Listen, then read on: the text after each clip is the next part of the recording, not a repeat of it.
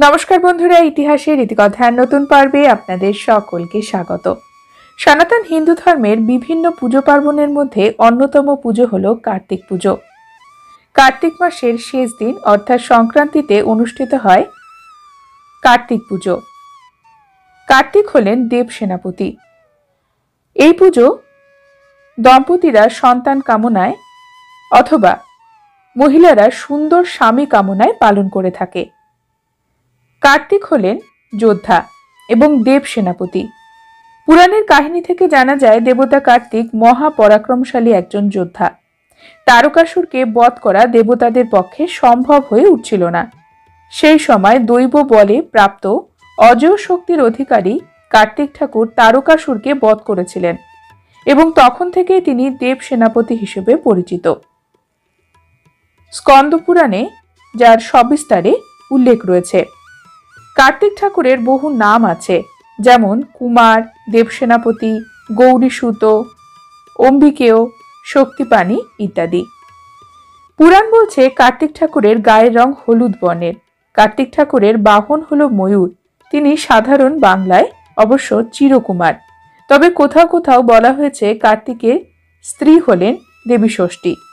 কার্তিকের 6টি মাথা, তাই তাকে ষড়ানন বলা হয়। কার্তিক দেবের হাতে থাকে ধনুক, তীর এবং বর্ষা।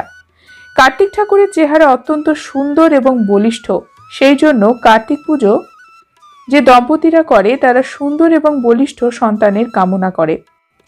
দক্ষিণ ভারতে কার্তিক পুজো যথেষ্ট জনপ্রিয়। সেখানে কার্তিক দেবকে মুরুগান বলা হয় এবং সারা বছর ধরেই ভক্তরা তার আরাধনা করে।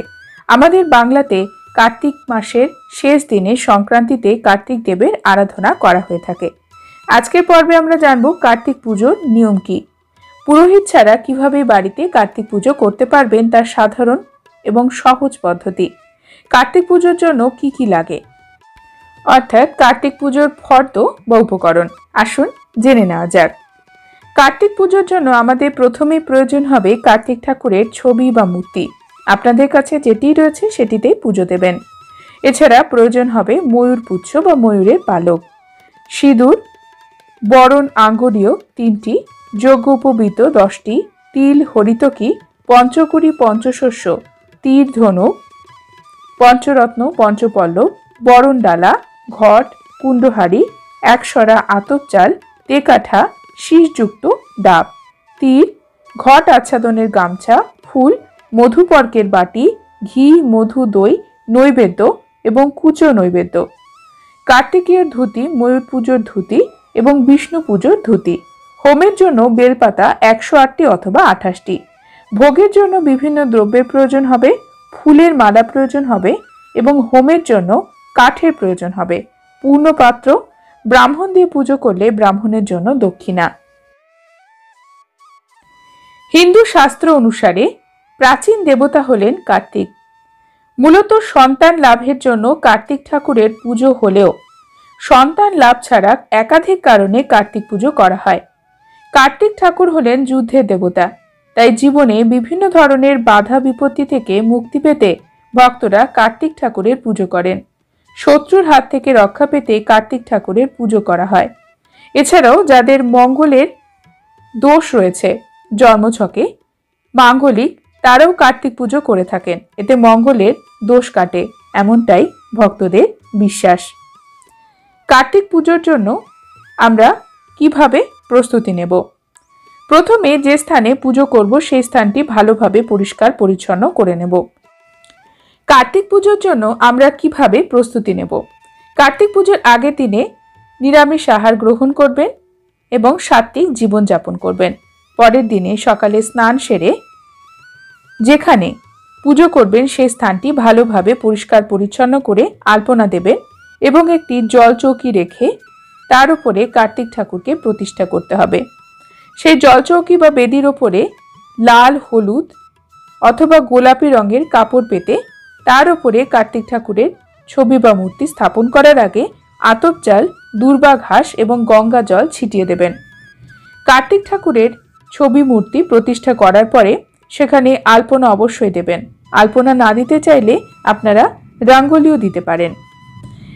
সনাতন হিন্দু ধর্মের যে কোনো পুজোতে ঘট স্থাপন করা হয়। কার্তিক পুজোতেও ঘট স্থাপন করবেন এবং সেই স্থানেও আলপনা দেবেন। ঘরটি তামা, পিতল, কাঁসা অথবা মাটির হওয়া প্রয়োজন। ঘটের উপরে সিঁদুর দিয়ে স্বস্তিক চিহ্ন অথবা যে কোনো মঙ্গল চিহ্ন আঁকবেন। ঘটে গঙ্গা জল অথবা পরিষ্কার জল দেবেন।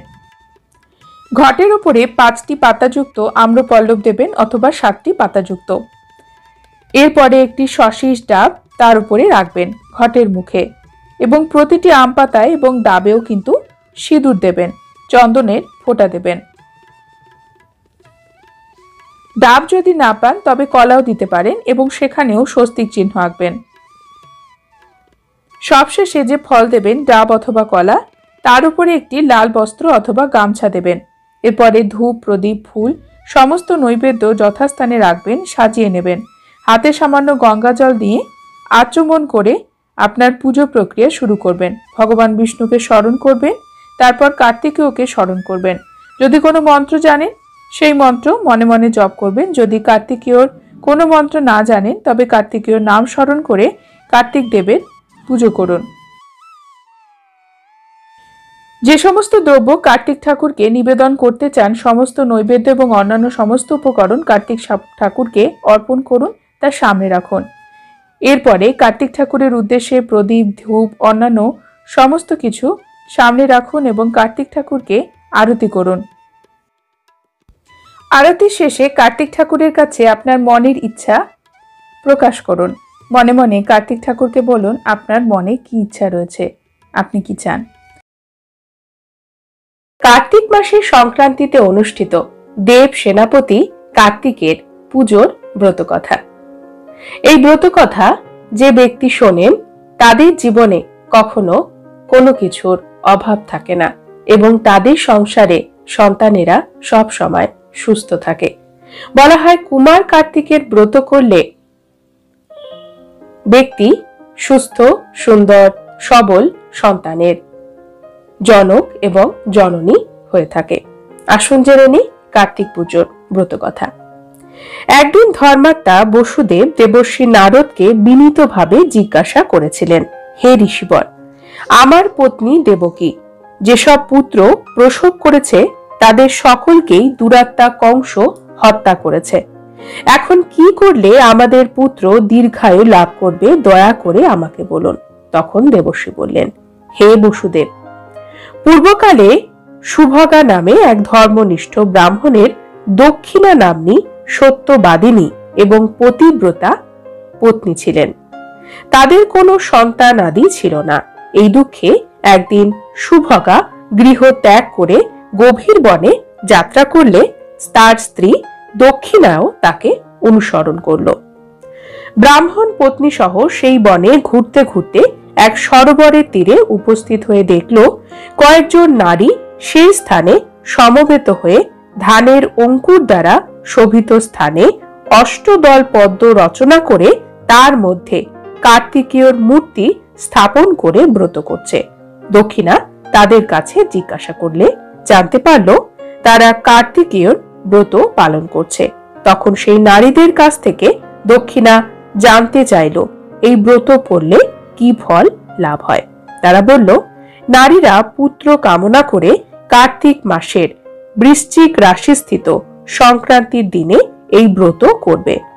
ধানের অঙ্কুরে শোভিত স্থানে অষ্টদল পদ্ম রচনা করে তার মধ্যে সামর্থ্য অনুযায়ী সোনার, রূপার, তামার বা মাটির কার্তিকেয় মূর্তি স্থাপন করে মূর্তির সামনে ঘট স্থাপন করবে।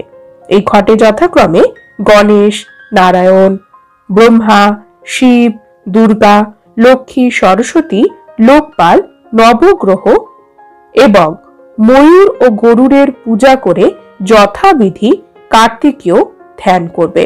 তারপর কার্তিকের ষোড়শোপচারে পূজা দিয়ে লোহার তৈরি খড়গ প্রদান করতে হবে। এইভাবে প্রহরে প্রহরে স্নান আদি সম্পন্ন করে পুজো করে ব্রত কথা শুনতে হবে। কার্তিকের পুজো সন্ধ্যের সময় আরম্ভ করে পরের দিন প্রভাতকালে সকালবেলা মূর্তি বিসর্জন দিতে হয়। এইভাবে 4 বছর পূজা করার পরে উদযাপন করতে হবে।